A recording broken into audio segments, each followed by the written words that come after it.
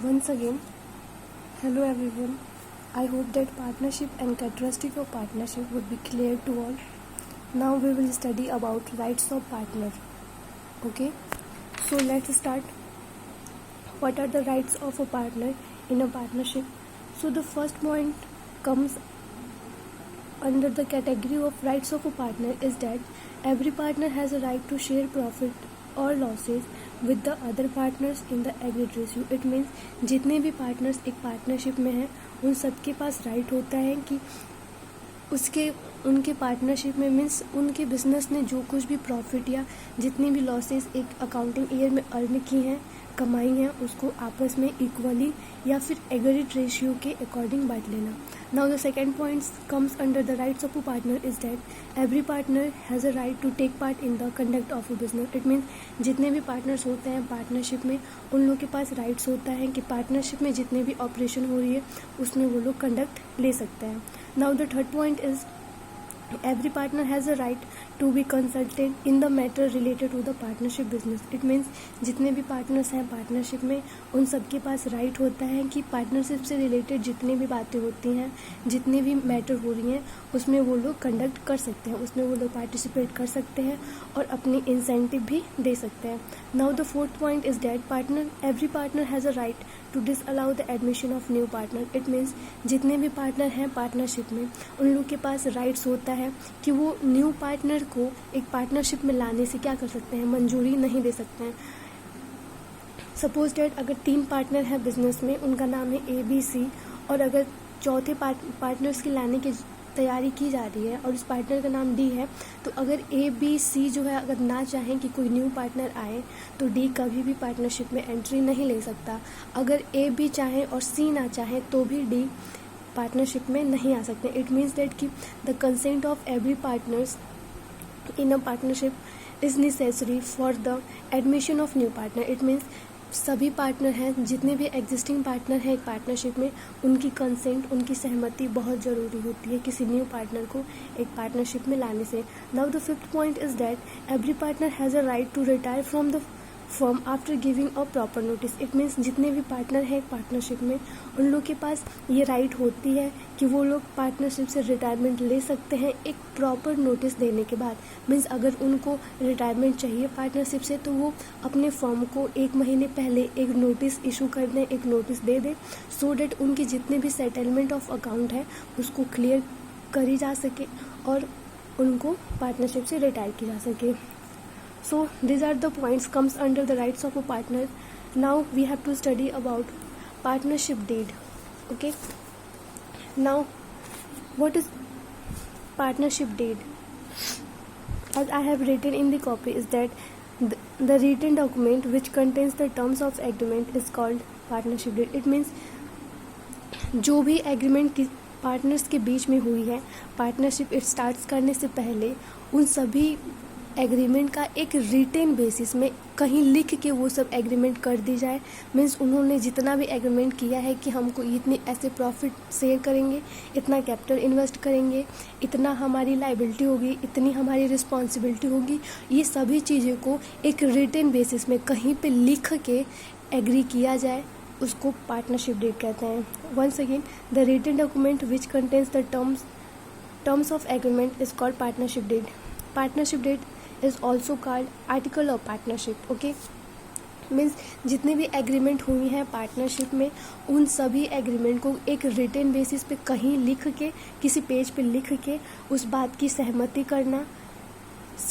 करना या फिर सहमति करने के प्रोसेस को ही पार्टनरशिप डीड कहते हैं. इसमें पार्टनरशिप डीड ऐसे होता है कि जितने पार्टनर हैं वो लोग पहले तो जितनी टर्म्स है कि हमारी प्रॉफिट रेशियो क्या होगी, हमारा कैपिटल क्या होगा, हमारा रिस्पॉन्सिबिलिटी क्या है, हमारी लाइबिलिटी क्या है, ये सब कहीं लिख के और at the last of the page जितने भी पार्टनर्स उस पार्टनरशिप में मीन्स पार्टनरशिप में ऐड होने वाले हैं, जितने भी पार्टनर मिलकर उस पार्टनरशिप को स्टार्ट करने वाले हैं, उन सब का साइन उस पेज के नीचे करा दिया जाता है ताकि फ्यूचर में चल के किसी प्रकार का कोई डिस्प्यूट क्रिएट ना हो. सो अभी तक आपने पढ़ा partnership, characteristic of partnership, rights of partner and partnership deed. अब आप लोग ये पढ़ेंगे कि ये पार्टनरशिप डीड क्या है. ये एक रिटेन बेसिस है किसी भी पार्टनरशिप की एग्रीमेंट की। अब आप लोग पढ़ेंगे कि वो कौन सी रूल एप्लीकेबल हो जाती है, मीन्स कौन कौन सी रूल फॉलो हो जाती है एक पार्टनरशिप में जब पार्टनरशिप डीड नहीं मेंटेन की जाती है, क्योंकि पार्टनरशिप दो बेसिस पे होता है।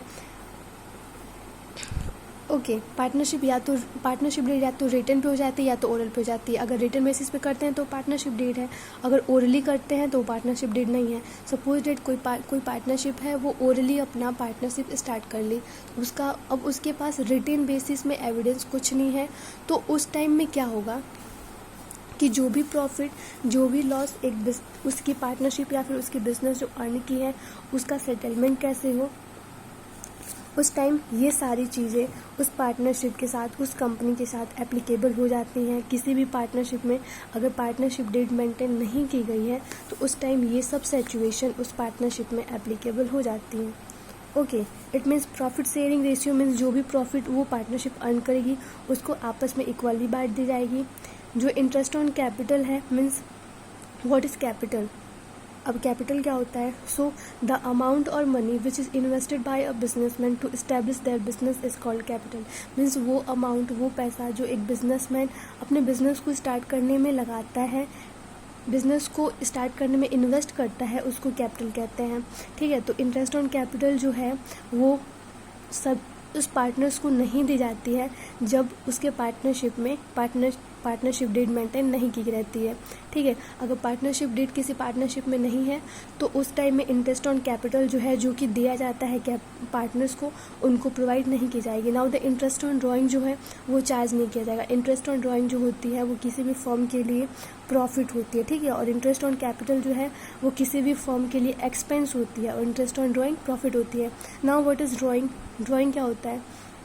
द अमाउंट और money which has been withdrawn by a businessman from his business for his personal use. It means वो अमाउंट, वो गुड्स जो एक बिजनेसमैन अपने बिजनेस से विड्रॉ करता है अपने पर्सनल यूज़ के लिए, उसको ड्राइंग कहते हैं।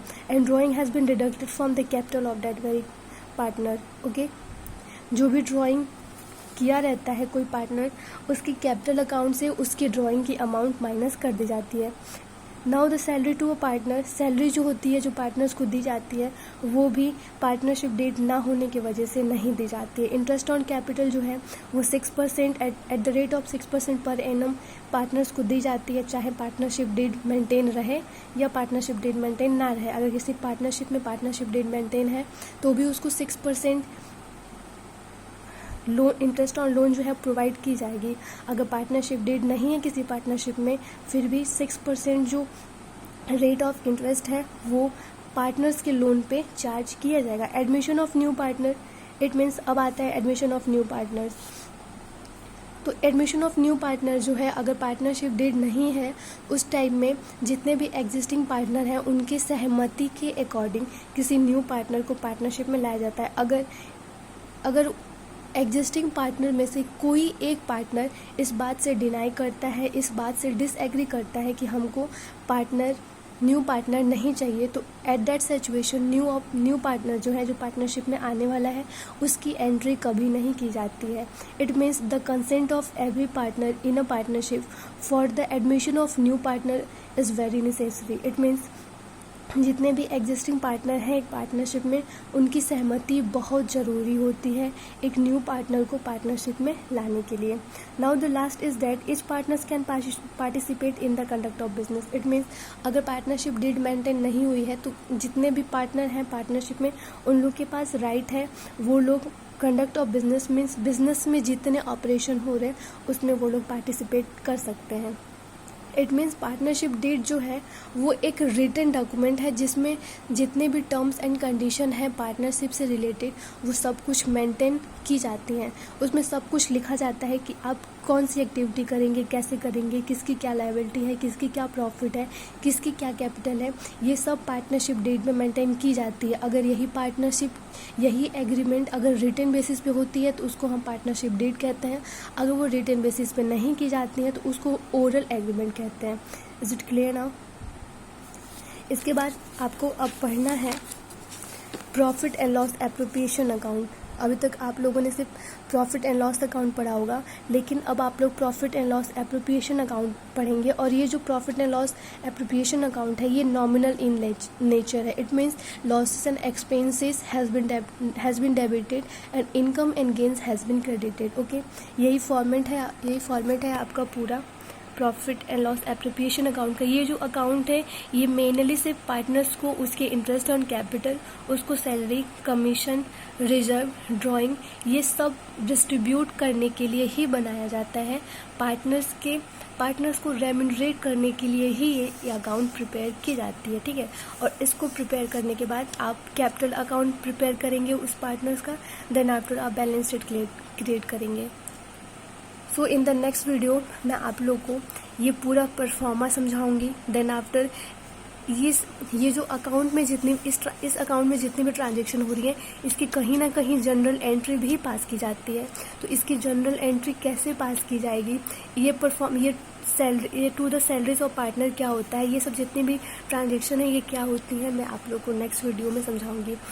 आई होप अभी तक जितना पढ़ाया है वो आप लोग को समझ आया हो, और अगर समझ ना आए तो प्लीज़ वीडियो को अगेन एंड अगेन देखिए। और ये जितने भी नोट्स मैंने आप लोग को अभी तक शो कराए हैं वो, और जितना मैं एक्सप्लेन की हूँ उस सबको आप कहीं कॉपी पे नोट डाउन कर लीजिए और उसको रिवाइज करते रहिए। ओके, अभी आप लोग के पास बुक वगैरह ना होने की वजह से आपको थोड़ी बहुत कन्फ्यूजन क्रिएट हो सकती है, बट जब आप लोग को बुक और नोट्स वगैरह अवेलेबल हो जाएंगे तब आप लोग को इतनी कन्फ्यूजन नहीं होगी जितना अभी आप लोग को इस टाइम पढ़ने के समय हो रही होगी।